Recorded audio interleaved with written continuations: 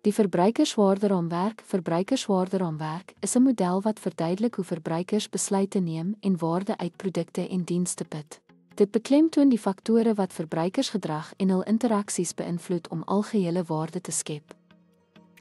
Kernkomponente van die KIF, kliëntwaarde, kliëntvoordele teenoor opofferings, soos tyd, moeite of geld, sluit emosionele bevrediging en praktiese voordele in. Interne invloede, sielkundige faktore, persepsie, leer, geheue en motivering vorm verbruikersvoorkeure. Persoonlikheid en leefstyl, eienskappe, belangstellings en lewenstyle beïnvloed koopgedrag en handelsmerkkeuses. Eksterne invloede, kulturele en sosiale omgewing, invloede van kulturele norme, sosiale klas, familie en portiergroep vorm verbruikerskeuses.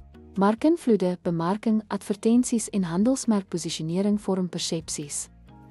Verbruikersbesluitnemingsproses, 'n 5-stap koopproses, behoefteerkenning, inligtingsoektog, evaluering van alternatiewe, aankoop en gedrag na aankoop. Terugvoer lei toekomstige keuses.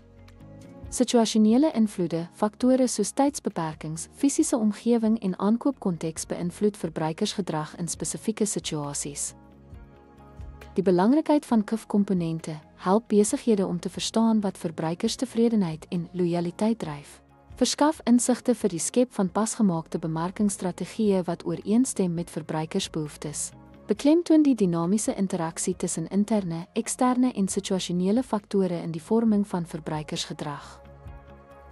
Die verbruikerswaarderaamwerk is 'n omvattende model wat die komponente identifiseer wat verbruikersbesluite en die skep van waarde beïnvloed. Deur die KIF te benut, kan besighede hul aanbiedinge en bemarkingsstrategieë verbeter om beter aan verbruikersverwagtinge te voldoen en langtermyn lojaliteit te bevorder.